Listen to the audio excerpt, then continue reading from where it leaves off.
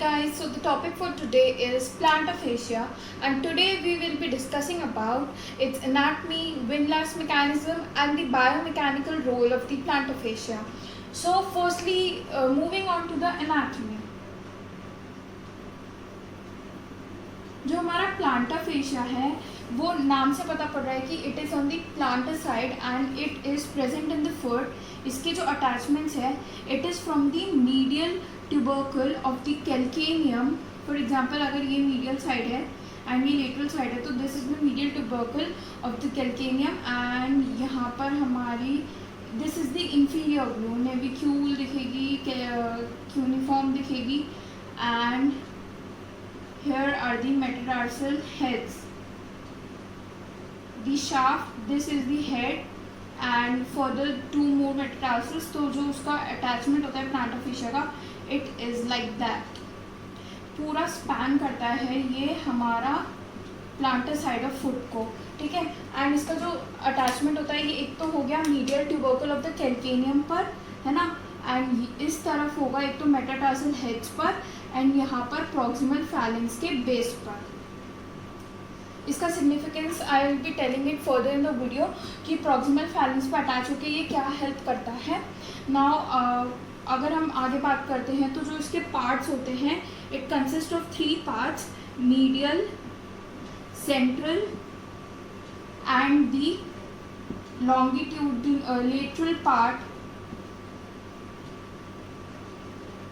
जो central part होता है it is the thickest and the strongest outer forward, ठीक है. और सेंट्रल जो पार्ट होता है it is mainly responsible for holding the arches. जो मीडियल एंड लेटरल होते हैं उनका भी यही काम है टू होल्ड द आर्चेस.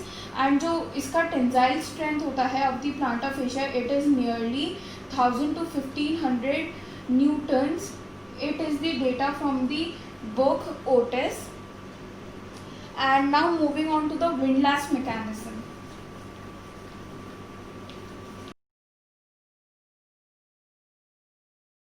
हम बात करते हैं विंडलास मैकेनिज्म की. तो विंडलास जो नेम है इसका क्या मतलब है, कोई भी एक रोप जो कि 2 एंड से बंधी हो और वो उन 2 एंड्स को जोड़ के रखने में मदद करिए. It's like that. अगर ये 2 एंड हैं तो the rope will be like this और ये जो रोप है ये इन दोनों एंड्स को जोड़ के रखेगी.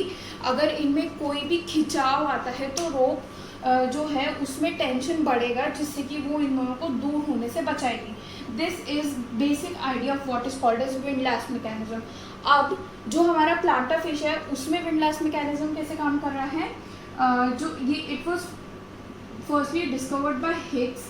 जो हिक्स है उसने इसका प्रॉपर मॉडल दिया था अबाउट द विंडलास मैकेनिज्म. तो इसमें जो टेलस है, ठीक है, this is navicular, this is medial cuneiform and these is the head of first metatarsal, ठीक है. एंड यहाँ पे अगर हम बात करते हैं तो इट इज़ द कैल्केनियम. जो प्लांटर फेशिया है इट लाइज लाइक दिस, ठीक है. तो अब जो हिक्स है उन्होंने क्या बोला था, उन्होंने प्लांटर फेशिया का एक ट्रायंगल बनाया था जिसमें कि एक apex was talus, second was metatarsal and third was calcaneum, ठीक है. अब इसने ये ट्रायंगल बना के क्या बताया था कि जो प्लांटर फेशिया है वो हाइपोटेन्यूस को सिग्निफाई कर रहा है. और अभी ट्रायंगल बनाने का सिग्निफिकेंस क्या था, ये हर अपेक्स पे लगने वाले फोर्सेस को डिस्क्राइब कर रहा था. तो यहाँ पे ग्राउंड रिएक्शन फोर्स लग रहा है इन दी अपवर्ड डायरेक्शन, यहाँ ग्राउंड रिएक्शन फोर्स लग रहा है इन दी अपवर्ड डायरेक्शन. हमने पहले वीडियो में भी बात की थी कि जो ग्राउंड रिएक्शन फोर्स है इट इज़ अ फोर्स जो कि ग्राउंड एग्जर्ट करता है बॉडी पर ड्यूरिंग इट्स कॉन्टैक्ट. और जो टेलस पे फोर्स लग रहा है फ्रॉम द टीबिया, ये लग रहा है हमारा बॉडी का पूरा वेट जो कि फुट पर आता है ना. तो दीज वर द 3 फोर्सेस जो कि एक्ट कर रहे थे हमारे जो फुट ऑफ द ट्रायंगल है उस पर. अब हम बताएंगे कि ये जो प्लांटर फेशिया है इसका क्या रोल है इन फोर्सेस को कंट्रोल करने में. तो consider this triangle as this, ठीक है, एंड इसको प्लांटर फेशिया कंसिडर करो. अब अज्यूम कि मैं यहाँ से एक फोर्स लगा रही हूँ ऊपर से जो कि इस केस में बॉडी वेट का फोर्स है. तो मैंने ये फोर्स ऐसे लगाया तो ये जो चीज़ है दूर जा रही है, ठीक है, मतलब प्लांटा फेशिया में क्या हो रही है, स्ट्रेचिंग, ठीक है। एक जो फैक्टर था जो स्ट्रेचिंग कॉज करा रहा था वो था बॉडी वेट का जो फोर्स है वो। अब जो सेकेंड फैक्टर है वो कौन सा फोर्स लग रहा है, यहाँ पे हमने बात की दोनों जगह ग्राउंड रिएक्शन फोर्स। तो अगर मैंने यहाँ और यहाँ एक साथ ऐसे ऊपर की तरफ फोर्स लगाया तो भी ये स्ट्रेच हो रहा है ना। तो दूसरा जो कंट्रीब्यूटिंग फैक्टर था towards the stretch of the plantar fascia वो था ग्राउंड रिएक्शन फोर्सेस। तो अब अगर ये दोनों जो फोर्सेस हैं ये हमारा जो प्लांटा फेशिया है उसकी स्ट्रेचिंग करा रहे हैं, मतलब उसको इंक्रीज करा रहे हैं उसकी लेंथ को, तो क्या हो रहा है, प्लांटा फेशिया में जो टेंशन है वो इंक्रीज हुआ।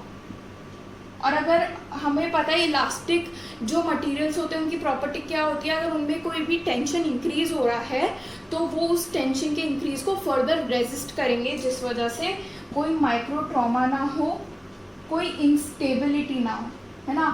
अब इंस्टेबिलिटियाँ क्या आ रही है कि जो हमारे आर्चेस थे, लॉन्गिट्यूडनल आर्च थे मीडियल और लेटरल, उन दोनों की इंस्टेबिलिटी को प्रिवेंट कर रहा है हमारा प्लांटा फेशिया की स्ट्रेचिंग। तो this is the main role of plantar fascia, वो इन फोर्सेस को रेजिस्ट कर it is preventing the decrease in the length of the longitudinal arches. So this is the basic idea of the windlass mechanism, and जो ये stability provide करता है it is called as static stability while standing. अब अगर हम dynamic stability की बात करते हैं तो हम बात करेंगे what are the biomechanical roles of the plantar fascia, मतलब ड्यूरिंग वॉकिंग, है ना। ड्यूरिंग वॉकिंग क्या क्या प्लांटा फेशिया हमारी बॉडी या हमारे फुट को हेल्प करता है कि वो कैसे फोर्स डिस्ट्रीब्यूट करता है, कैसे फोर्स अब्जॉर्ब करता है, we will be talking about it.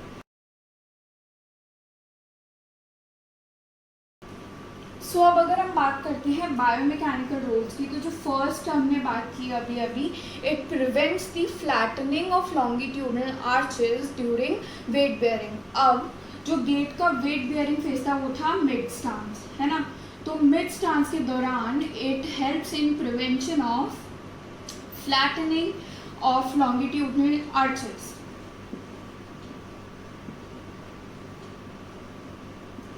का प्रिवेंशन हो रहा है। तो हमारा जो प्लांटा फेशिया है हमने अभी बात की वो कैसे प्रिवेंट कर रहा है flattening of longitudinal arches during mid stance. तो मिड स्टांस में भी हमारा बॉडी वेट हमारे फुट पर आ रहा है।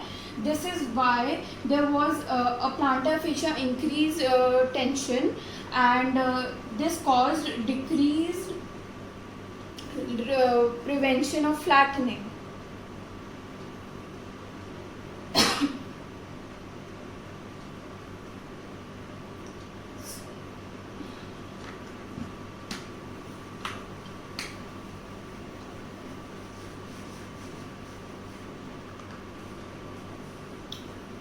तो अगर हम बात करते हैं biomechanical roles of plantar fascia की, तो हमने सबसे पहले अभी बात की थी कि वो medial and lateral longitudinal arches की फ्लैटनिंग को बचा रहा है, तो उसे हम दूसरे टर्म्स में कहेंगे it helps in stiffening of longitudinal arches. First काम ये हो गया। सेकेंड है वो कि बहुत इंपॉर्टेंट काम है, it helps in resupination during the propulsion phase of the gate। अब propulsion phase क्या होता है, हमें नाम से पता पड़ रहा है कि propulsion मतलब ग्राउंड से कॉन्टैक्ट हटाना। ग्राउंड से कॉन्टैक्ट हटाना मतलब जोर से अगर हम किसी भी चीज़ को धक्का मारकर उसका कॉन्टैक्ट हटा रहे हैं तो this is called as propulsion.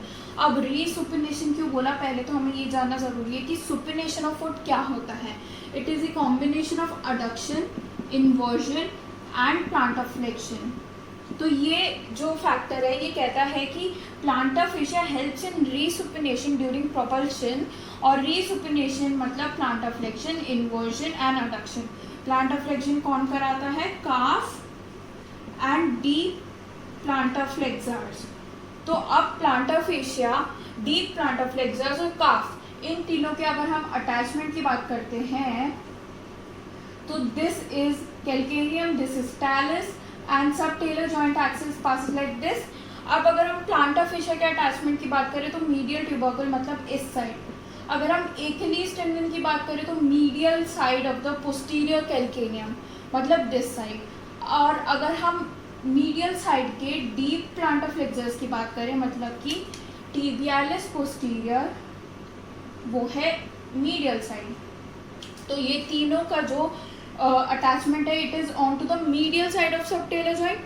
तो अगर किसी भी चीज़ का अटैचमेंट मीडियल साइड में है तो वो कौन सी तरफ का एक्शन फेवर कराएगा, ऑब्वियसली मीडियल साइड का। तो ये तीनों मिलाकर मीडियल साइड का एक्शन फेवर कराते हैं, मतलब इन्वर्शन।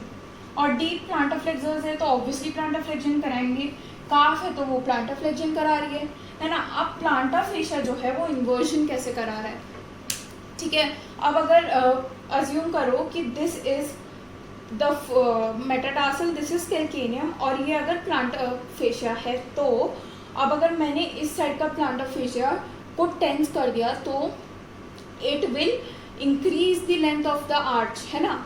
अगर मैंने प्लांटर फेशिया को टाइट किया, वो आर्च की लेंथ इंक्रीज कर रहा है और it will B bending the foot towards the inversion, है ना। तो this is how planter fascia is helping in inversion. और वो प्लांटर फ्लेक्शन जो है वो इनडायरेक्टली कराता है। वो कैसे कराएगा, डॉर्सी फ्लेक्शन को प्रिवेंट करता है ना। तो उसका अटैचमेंट जो है वो कहाँ था, it was on to the proximal phalanges also. वो मेटाटार्सल पे अटैच हो रहा था और प्रॉक्सिमल फैरिंग्स पे भी था उसका अटैचमेंट। तो अगर हम कोई भी चीज़ के अगेंस्ट एक्शन कर रहे हैं, for example this is metatarsal head, this is big toe, अगर यहाँ पे डॉर्सी फ्लेक्शन हो रहा है तो प्लांटर फेशिया ऐसे अटैच था तो ये ज़रूर स्ट्रेच हो रहा है ना। तो प्लांटर फेशिया अगर स्ट्रेच हो रहा है तो ये further increase in dorsiflexion prevent कर रहा है। This is how it was preventing dorsiflexion, मतलब इनडायरेक्ट प्लांटर फ्लेक्शन को फेवर कर रहा है। तो दीज वर द 2 पॉइंट्स।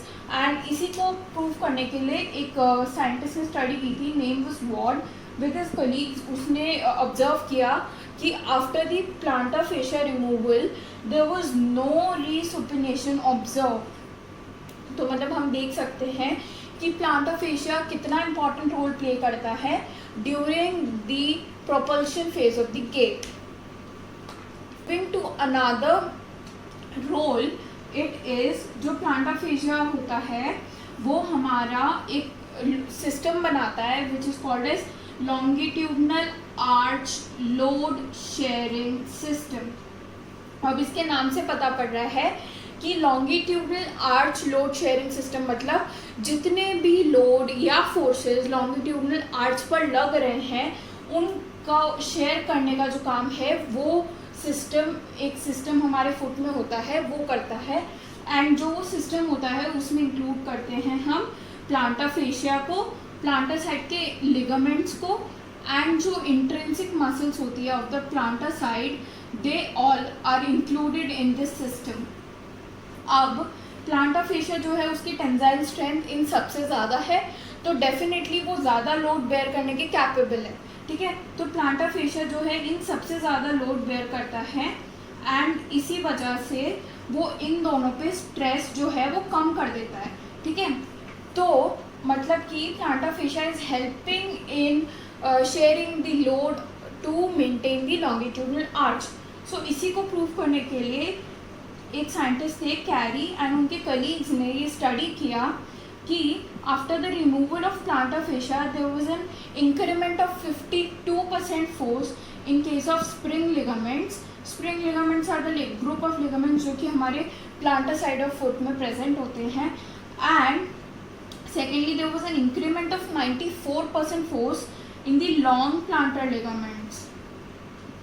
सो हम देख सकते हैं कि इन लिगामेंट्स में कितना कम लोड था before the removal of plantar fascia. So this is how they proved कि plantar fascia has a great role in sharing the load for maintaining longitudinal arches.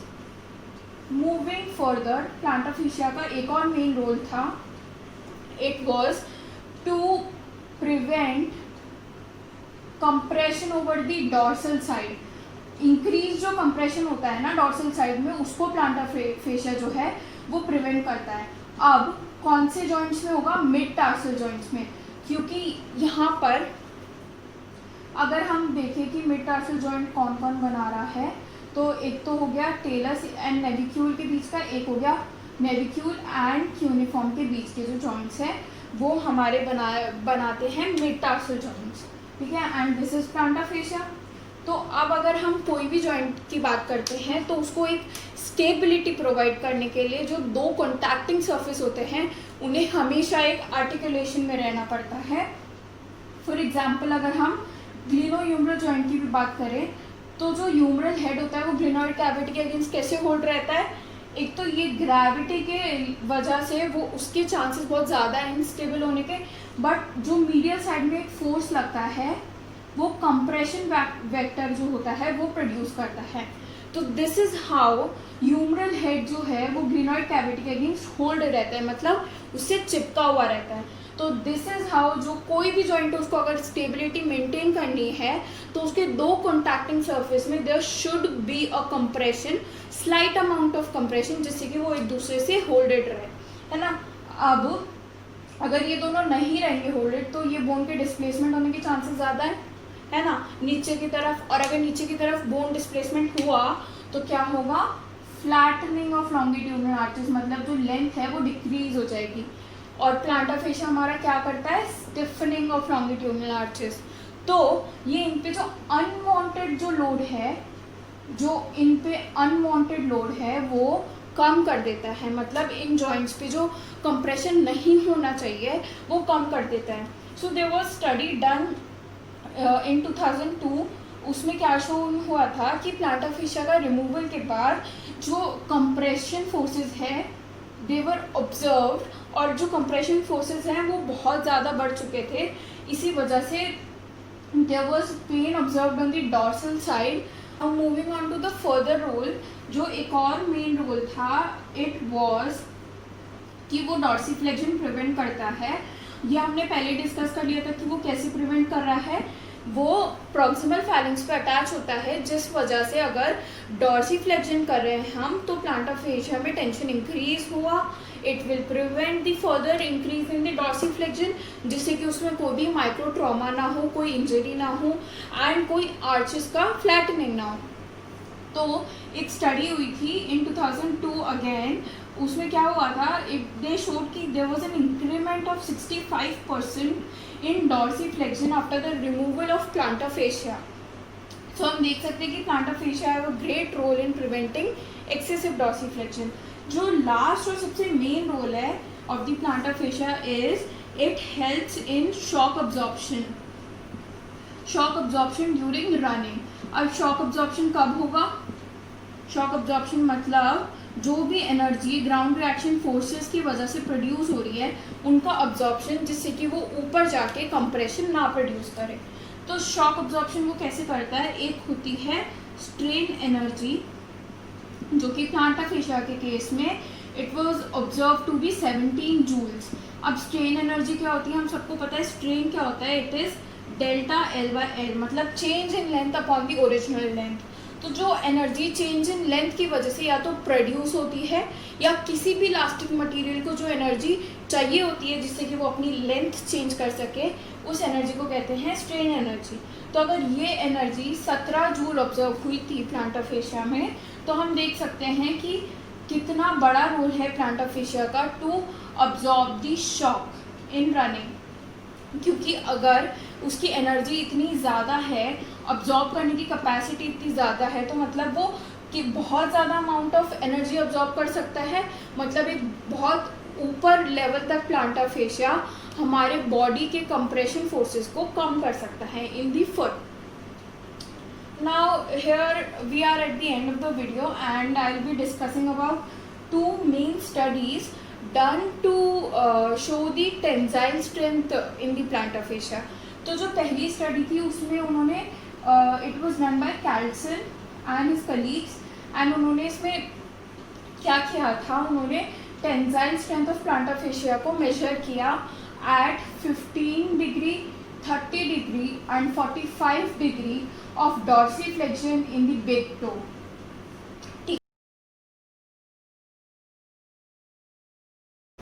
So the results were 9.36 megapascals tensile strength in case of 15 degree dorsiflexion and 30 degree के case में 11.7 के आसपास जो थी tensile strength वो observe हुई थी, and in 45 degree of dorsiflexion they observe 12.87 megapascals of tensile strength. तो इससे हमें पता पड़ता है जैसे जैसे डॉर्सिफ्लेक्शन का रेंज इंक्रीज हो रहा था वैसे वैसे there was an increment in tensile strength. And the next experiment was done in China, and they measured the tensile strength of the plantar fascia in case of सब phases of the cave. अब जो सब phases थे वो उन्होंने लिए थे heal strike, the mid stance and the third was the push off phase और द प्रोपल्शन फेज। अब ये जो तीनों फेज थे दे वर द मेन इंटरेस्ट, इस वजह से उन्होंने बाकी फेजेस को इग्नोर करके ये वाले फेज लिए। अब जो सबसे ज़्यादा ऑब्जर्व हुआ होगा प्लांटर फेशिया में टेंसाइल स्ट्रेंथ वो किस केस में हुआ होगा? Just make a guess. Obviously it will be in a mid stance. अब मिड स्टांस में क्यों? क्योंकि हमने पहले भी बात की थी कि जैसे जैसे फोर्सेस इंक्रीज होंगे प्लांटर फेशिया का टेंशन बढ़ेगा। तो अगर हम देखें मिड स्टांस में पूरा जो हमारा कॉन्टैक्ट रहता है वो ग्राउंड से रहता है फुट का, तो ग्राउंड रिएक्शन फोर्सेस इन दोनों जगह एक्ट कर रहे हैं एंड बॉडी वेट हमारा पूरा फुट पे रहता है। This is the key feature of mid stance. तो अगर हमारा पूरे तीनों फोर्सेस जो हमारे फुट पे लग रहे हैं तो सबसे ज़्यादा टेंसाइल स्ट्रेंथ इसी में तो ऑब्जर्व होगी प्लांटर फेशिया की, क्योंकि प्लांटर फेशिया जिन फोर्सेस को रेजिस्ट करेगा उस वजह से टेंशन बढ़ाएगा, है ना। अब इसके बाद जो सबसे कम स्ट्रेंथ ऑब्जर्व हुई थी that was in case of heal strike. अब हील स्ट्राइक में क्यों? क्योंकि जब हम हील स्ट्राइक कर रहे होते हैं तब हम जस्ट स्टांस फेज को बिगिन कर रहे होते हैं, तो हमारा बॉडी वेट होता है वो बहुत मिनिमल अमाउंट का होता है हमारे फुट पर, एंड जो केवल फुट का कैल्केनियल सरफेस जो होता है that is in contact with the ground. तो इतना ज़्यादा प्लांटर फेशिया पे फोर्स नहीं होता कि उसे रेजिस्ट करने की ज़रूरत पड़े। एंड जो पुश ऑफ फेज था उसमें इतना इंक्रीमेंट क्यों मिला प्लांटर फेशिया का? इट वाज बिकॉज अगर हम पुश ऑफ कर रहे हैं तो ग्राउंड रिएक्शन फोर्सेस मेटाटार्सल के हेड्स पे लग रहे हैं, तो उसको अपोज करने के लिए एंड स्टेबिलिटी मेंटेन करने के लिए प्लांटर फेशिया में टेंसाइल स्ट्रेंथ बढ़ा, टेंशन बढ़ा तो टेंसाइल स्ट्रेंथ बढ़ी, है ना। एंड सेकेंडली जब हम पुश ऑफ कर रहे थे तो हम यहाँ देख सकते हैं कि हमारे जो टोज थे उनमें डॉर्सिफ्लेक्शन हो रहा है, और हमने पहले भी बात की थी कि अगर डॉर्सिफ्लेक्शन होता है तो प्लांटर फेशिया में टेंशन इंक्रीज होता है, जिस वजह से फर्दर डॉर्सिफ्लेक्शन प्रिवेंट होता है। तो this was how heel strike, mid stance and push off phase में tensile strength of plantar fascia was altered.